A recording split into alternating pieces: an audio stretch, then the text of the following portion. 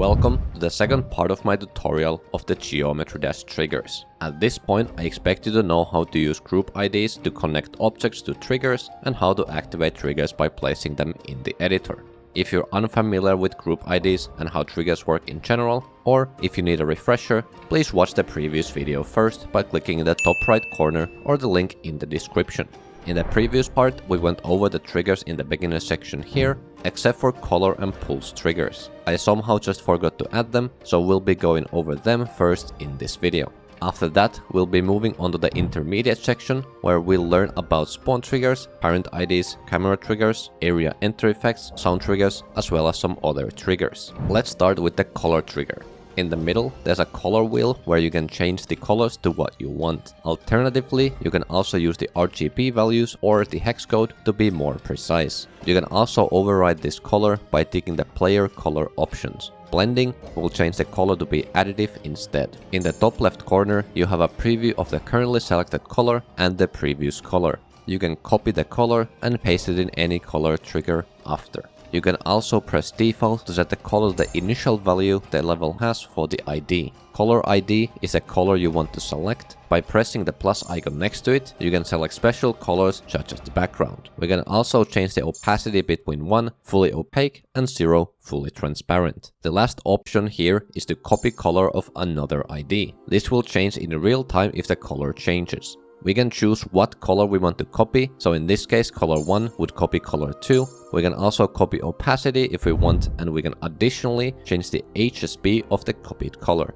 Hue changes the pure color, so red, green, blue, etc. Saturation changes how white it is, and brightness changes how black it is. These checkboxes can be used to toggle between multiplicative and additive modes. Legacy HSV, which is the same as HSB, you should probably keep off, but it changes the HSV instantly instead of using the fade time. The pulse trigger will change a color temporarily to another given color. Similarly to the color trigger, you can set the pulse color with the wheel, or you can press the HSV button to pulse the HSV instead. This color ID can be used to copy another color and change HSV based on that one instead. Static HSV will change the fade to change linearly instead of ease in out curve. Here we can change how the pulse happens. Fade in is how long it takes for the color to change, hold is how long it stays that color, and fade out is how long it takes to change back to the original color. Exclusive will override any previous pulse triggers that are active. For the last option, we can change the target type to group. With this option, you will pulse the object in a given group instead of a color channel. You can also pulse main or detail only by ticking one of these options. Now onto the intermediate triggers. These triggers allow you to change the position of the middle ground as well as the speed of the background and middle ground. The MG triggers are only useful if you have enabled the middle ground, either from the level settings or via the change middle ground trigger we went over in the previous video. The MG trigger allows you to change the Y position of the middle ground to suit your needs. The BG and MG speed triggers allow you to change the speed of their respective layers. You can change both X and Y to suit your needs. The default background is 0.1 for both X and Y. For middle ground, the default is 0.3X and 0.5Y. The options trigger is very simple to use, but has a lot of different options, so we'll go through all of them. Whenever you tick any of these on or off, it will stay that way until the player dies or another option trigger overrides it. Streak additive changes blending of the trail and particles of the player. By default, they're on. Here's a comparison between on and off. It's a very subtle difference. Hide ground and hide MG hide the ground and middle ground respectively. Turning them on will hide them and turning them off will show them. Hide P1 and hide P2 hide the player just like the previous options. Hide P2 will only work when dual mode is on. Disable P controls will disable their respective player's controls, which means they're unable to jump or move. They can also not activate any triggers that require player controls. This also works in single player levels with a duel. On the next page we have more options. Unlink dual gravity will allow two of the same game modes to have the same gravity. One exception being the ball, because there's a hard-coded interaction where one ball will bounce on the other one even if they're in different x-axes. Hide attempts will simply hide the attempt counter in the beginning of the level. Audio on death will keep the audio and sound effects playing after the player dies until respawn. No death sound effects will disable the default death sound effect. Edit respawn time allows you to change how long it takes for the player to respawn. If you turn it on, you can use the slider below to adjust the respawn time. The default time is 1 second. Boost slide increases how long the player slides after a force is applied. This only works in platformer mode. The player control trigger also has options, but they're focused only on the player. You can select the player or players you want to affect. If neither is ticked, then both players are affected. Stop slide is a platformer only option, and it will do the opposite of the boost slide from the previous trigger. It will stop the player from sliding after force. Stop jump will stop the player's active hold. The player will have to click again to jump after this trigger is activated. Stop move stops the movement in platformer mode. The player will have to click again, similar to the previous option. The last option, stop rot, will stop the cube's rotation while going up in classic mode. You can pick any or all of these options. Blink visible is a unique trigger. It cannot be activated by normal means, and instead it's automatically activated when the player loads into the level. The trigger only takes a single group ID. If any object from that group is visible on the screen, all of the other objects in the same group will be visible too. This can be useful if you have some very big objects that you want to ensure they're visible on the screen. You should be careful with this trigger because it can cause a lot of lag if a lot of objects are in this group. The gradient trigger is a decorative trigger. The edit object button changes the color of the gradient. You can open the triggers menu by pressing the edit special button. Here you can set the group ID for the up, down, left and right side of the gradient. They should all be a single object or a parent. You can also check the vertex mode to change the IDs to be the corners instead. Bottom left, bottom right, top left and top right. This way you can make complex shapes. You can also freely move the points, which is why this trigger is so powerful. By the way, a good tip is to hide the corner objects by pressing edit group, extra and hide or an alpha trigger. You can also change the blending mode between normal, additive, multiply and invert. Normal is normal, additive chooses the brighter color, multiply chooses the darker color, and invert changes to the complementary color. The ID is a unique gradient ID. You can update the gradient by placing another gradient trigger with the same ID, or you can tick the disable to disable it altogether. You can also tick disable all to disable all of the gradients in the level regardless of their IDs. These buttons here function as the gradient's Z layer. This means what objects will appear behind and in front of the gradient. The gradient always appears in front of the Z layer. For example, if I select B4, the gradient will be in front of all of the objects in layer B4 or below. The last option is the preview opacity, which just changes how opaque the gradient is in the editor. It has no effect in the actual level. And now, get ready to level up your trigger game to a whole new level. It's time to talk about the spawn trigger. An option in every trigger we've brushed off until now has been the spawn trigger. When this option is enabled, the position of the trigger doesn't matter. It's activated when it's spawned. There are many ways to spawn triggers, but the easiest and most straightforward is the spawn trigger. We won't go over reset remap or the other page in this episode, those are reserved for the next sections. This trigger simply takes in a group ID we want to spawn. Before, we've been assigning group IDs to objects to move them or rotate them, etc. But you can also assign group IDs to triggers. So let's take a move trigger as an example. We'll tick the spawn trigger in the move trigger, so it will activate once it's spawned. Now we'll press edit group and add group 1 to it. Back in the spawn trigger, we use group ID 1.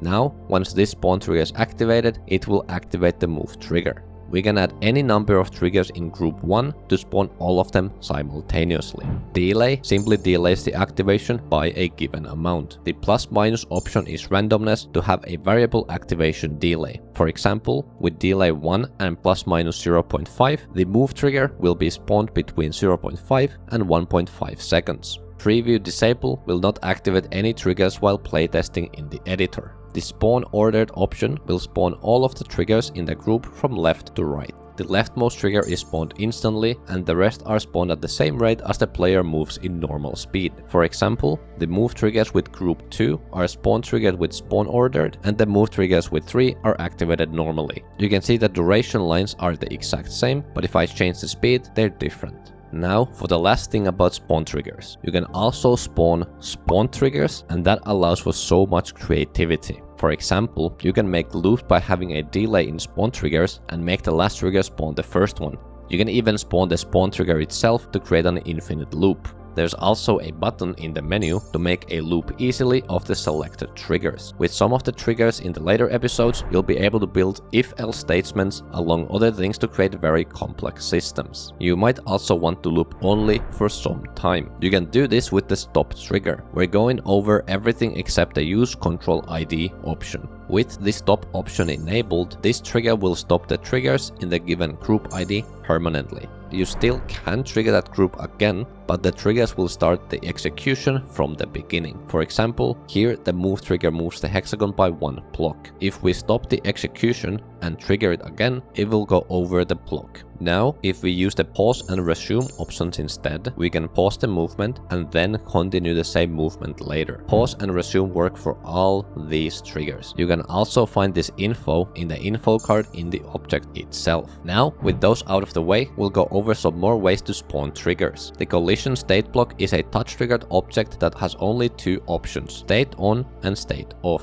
State on is triggered when the player enters the object and state off when the player exits the object. This allows you to easily make a system where, for example, an arrow appears above an NPC when you're near it to indicate you can talk to it. On death trigger can be used to disable a group upon death. You can tick activate group to both enable a group and spawn that same group, which I think is much more usable. Next, we'll go over both random triggers. The advanced random trigger isn't really that advanced, but first the basic random trigger. With this, you can randomly choose to spawn between 2 groups. The chance % is the chance the group ID 1 is spawned. This can be changed to weight the result toward one side. The advanced random trigger doesn't have a slider for the chance, but instead we have an arbitrary value for it. You can type in a group ID and chance value and then press add to add it to the pool. We can also press the add to add the chance value to the given group ID and press the button underneath to remove that ID from the pool. Now, if we add another ID, it becomes a 50-50.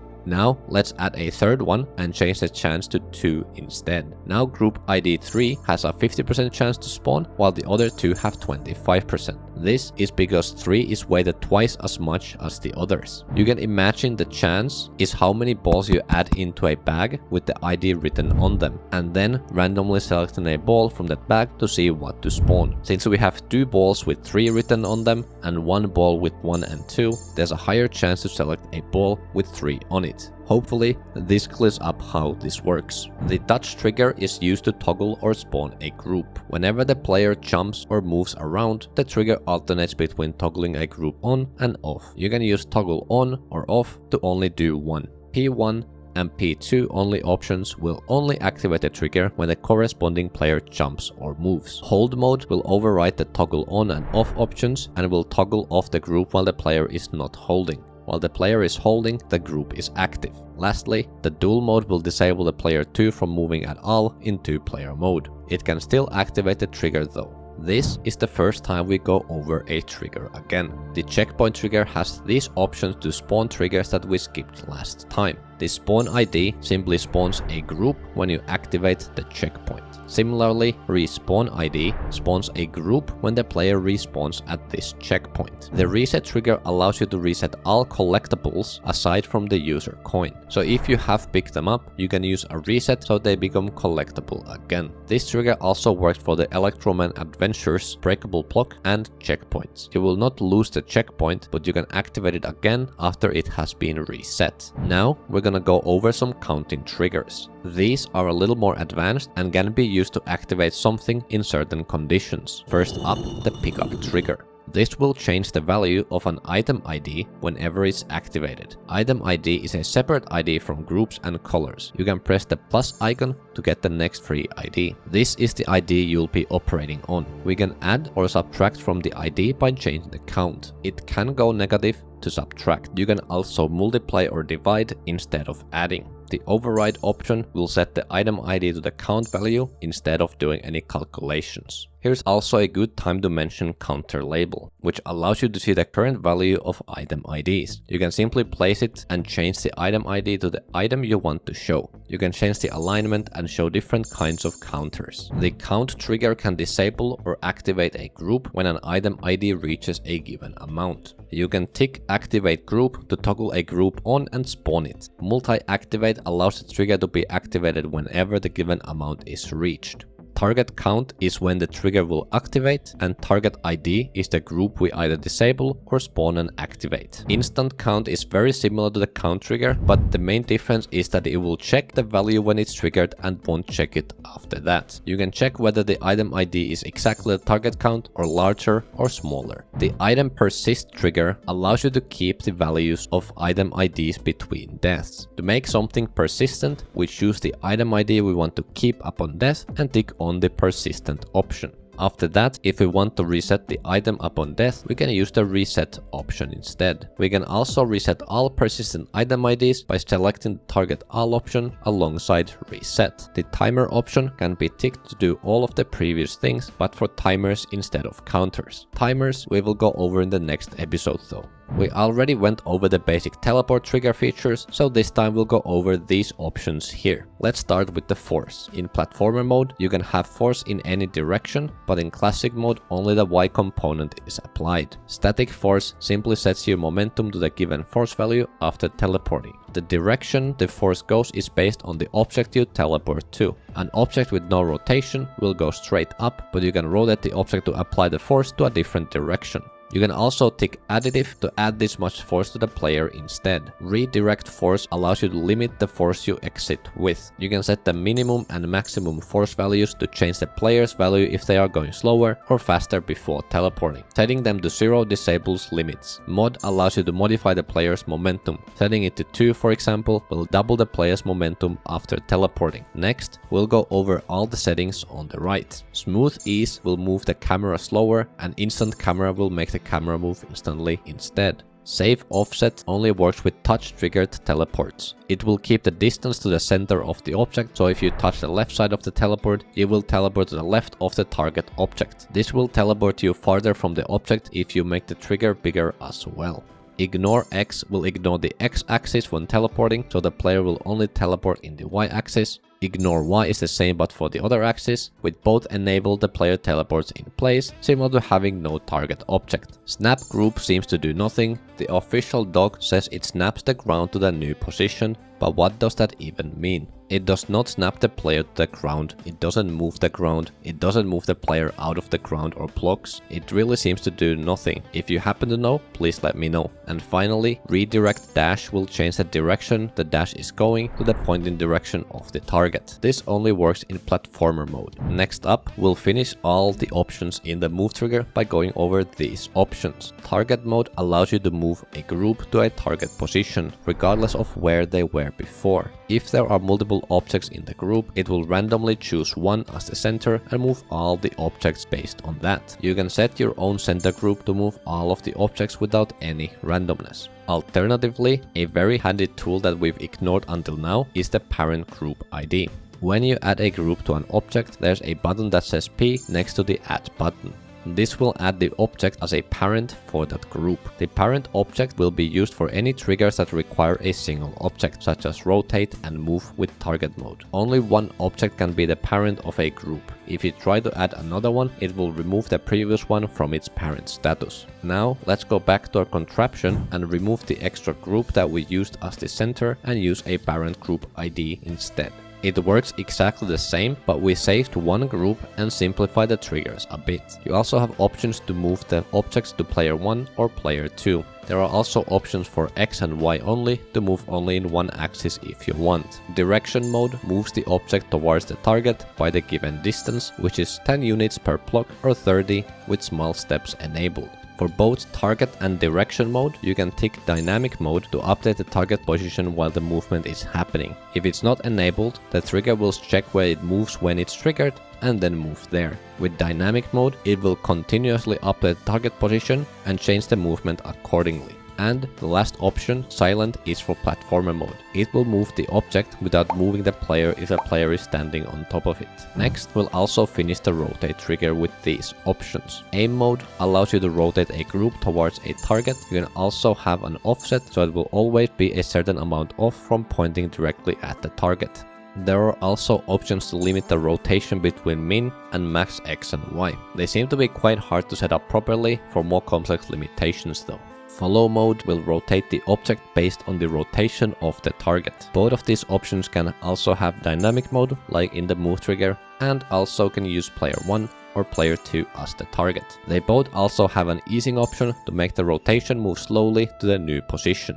The inf button simply makes the trigger infinite, which is the same as setting the move time to -1. Now we're gonna go over all of the camera triggers. First, we'll go over the camera guide, which is a help tool to figure out the camera dimensions. The green box is 4:3 aspect ratio that will be visible on all devices, and wider orange box is your device's aspect ratio.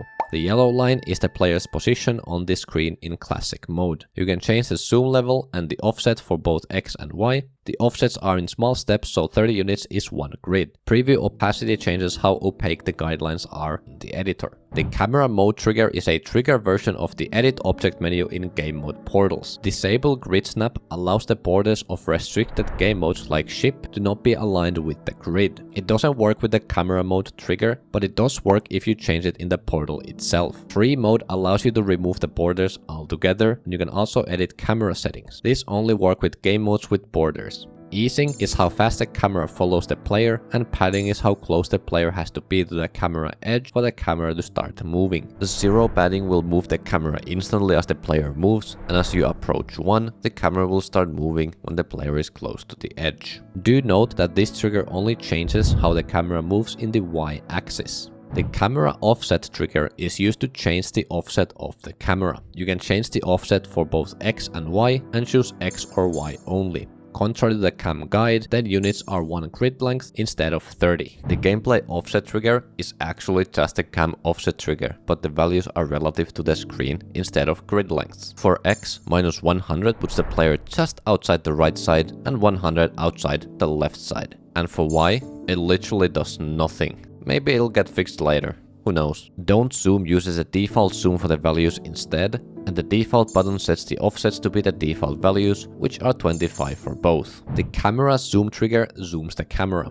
You can select the zoom, how long it takes to get to that zoom level, and the easing. Talking about easing, in the previous video I showed the formulas for the easings, but they also have an extra option. You can change the easing rate for some of them, which changes how the easing happens. If you're curious, I link HDunke's docs again, where you can see them all. Thank you for HDunke for the help, and my channel members, Not Morco and Pyro Burnham. The camera rotation trigger is used to rotate the camera. You can choose what degree to set the camera to, or you can tick add to add that amount of degrees to the current rotation instead. Snap 360 will ignore any extra rotation and move to the given degrees without them. For example, 540 will only turn 180 degrees instead. Moving on to the static camera trigger. This trigger allows you to keep the camera in place. We can use follow to make a camera move around with the target, and we can adjust the easing to change its speed. Smooth velocity will move the camera smoothly to the new position, and modifier changes how sharply it moves. You can use the X and Y only options to lock the camera in only one axis. To go back to normal camera, you can tick exit static. If you have X or Y only enabled with it, it will keep the camera locked in that axis. You can also choose exit instant to go back to the normal camera instantly, which is the same as just having duration 0.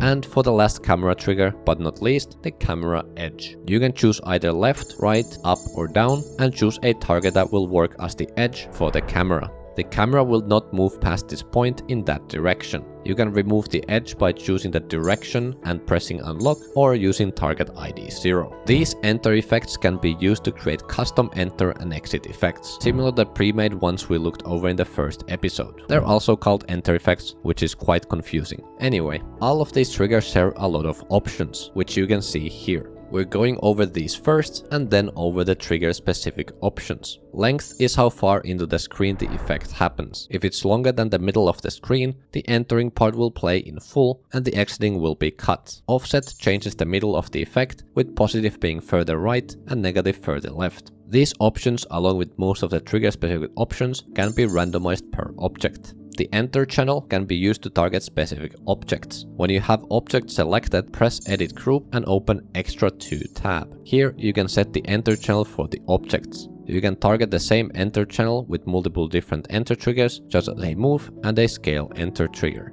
Effect ID can be set to change a specific enter effect by placing another one with the same effect ID or by using the enter stop trigger. Hi, Jeyzor here. While editing this video, I found out that having two enter effects with the same effect ID will crash the game when the second one is triggered. I disabled all mods, so either it's geode itself or the PC version of the game, since it did not crash on my phone. Before we get back, enjoy this any % crash trigger clip I made.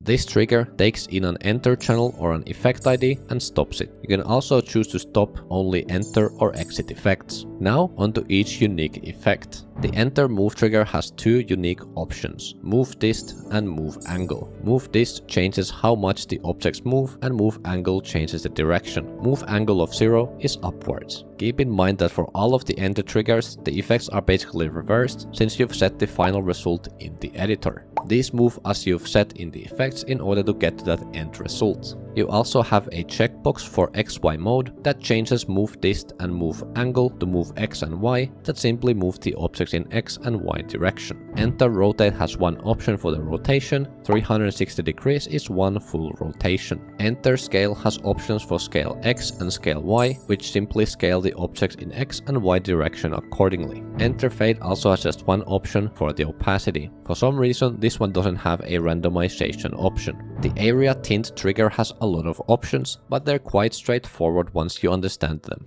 Color channel is the color you tint towards, and tint is the amount you tint. Let's say color channel 1 is yellow, a tint of 1 on a red object will make it yellow, and a tint of 0.5 will make it orange. On the right side you have three checkboxes, main only, sec only or secondary only, and HSV. HSV replaces the color channel and tint with an HSV button. This will change the HSV of the base color of the objects, so with 180 hue, a red object will turn cyan and a green object will turn pink. Main only and secondary only can be used to change the color of just one color for the objects that can have multiple colors. The color of objects with just one color is considered to be main. Now for the final trigger group of this video, the audio triggers. First, the BPM guide. This is a tool that can help you sync your level to a song by showing lines for the beats. You have to manually set the beats per minute or BPM and BPP or beats per par. You can look up the BPM of the song you're using, or you can use the BPM finder in the game. Open the settings menu and press more on a song you've selected, then at the bottom press the BPM button. Here you can click to the music to find a rough estimate of a song. You should keep clicking until the BPM stabilizes. Believe it or not, but I found that this existed from Waboo. You can check out that video here. I tried it on a song made for Stradiverse Trials and it matched the exact BPM of 153.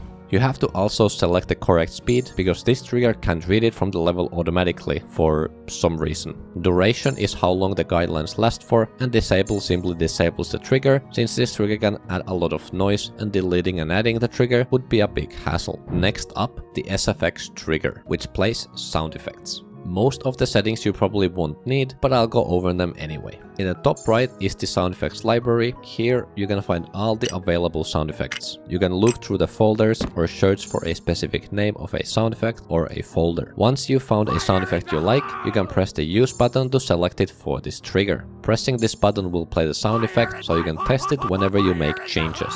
There are 5 pages total. On the first page you can change the speed, pitch and volume of the sound effect. Changing the speed will show the actual length of the sound effect in brackets next to the original. Loop simply loops the sound effect until you stop it. Preload will load the sound effect into memory for precise syncing if you have a start time enabled for it. Reverb allows you to create an echo. You have to enable it and then press the plus icon and enable it again. You can choose between different reverb presets, but sound effects with different presets cannot be played simultaneously. FFT is Fast Fourier Transform. I have no idea what it does, but from the editor guide, FFT is used to determine the fundamental frequencies and therefore pitches that are present in the raw signal. What it does for GD? I have no idea. On the second page you can set the start and end times for the sound. You can also change how long it takes for the volume to fade from 0 to full volume, as well as fade out. These values are in milliseconds, which means that 1 second is 1000.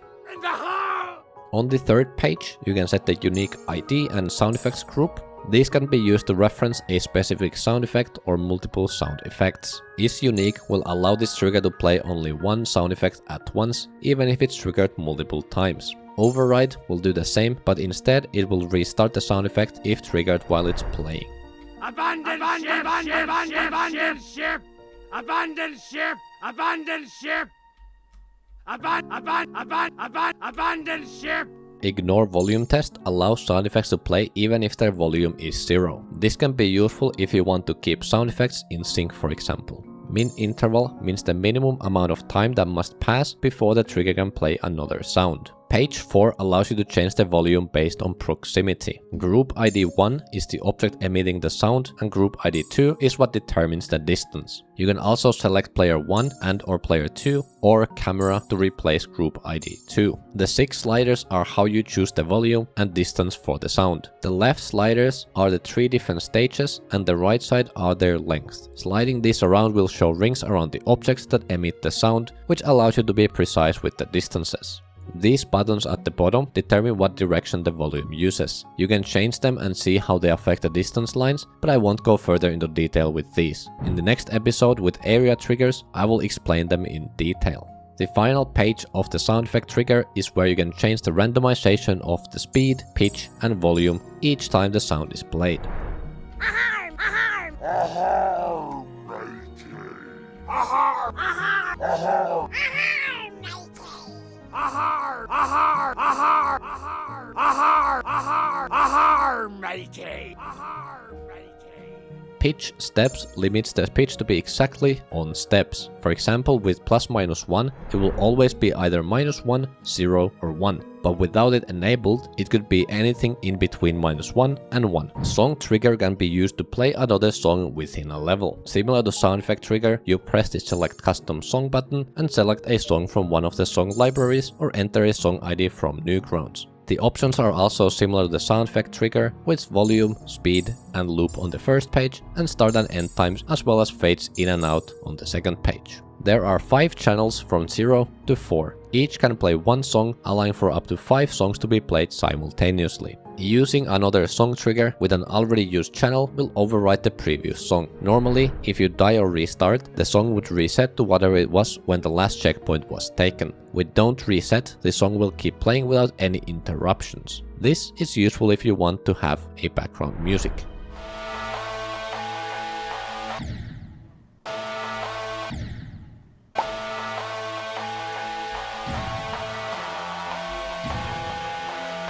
Prep and load prep on the top are similar to the preload option in the sound effect trigger. But whereas the sound effect preload is automatic, the song trigger prep must be done manually. Basically, if you tick prep, the song will not play until you spawn a song trigger with load prep enabled on the same channel, which is the only option if you turn it on. This helps sync music precisely. The edit sound effect trigger can be used to edit sound effects. You can use a group ID, sound effect group, or unique ID, the latter two which you set in the sound effect trigger. You can change speed or volume by setting the value and ticking on what you want to change. Duration is how long it takes to change to this new value. Stop can be used to stop the sound from playing instantly, and stop loop will stop playing the sound after it finishes playing the full sound. On the second page, you can change the proximity settings, which are identical to the sound effect trigger. Similar to the edit sound effect trigger, the edit song trigger can be used to edit songs. The options are the same apart from the top being just a channel instead of a group ID, sound effect group, and a unique ID. The second page lets you change proximity, which is the only way to do it for songs, as the song trigger doesn't have this option. And that's the intermediate section. That was a lot of information, so if you have any questions, feel free to ask them in the comments or in my Discord server at discord.gg/Jeyzor.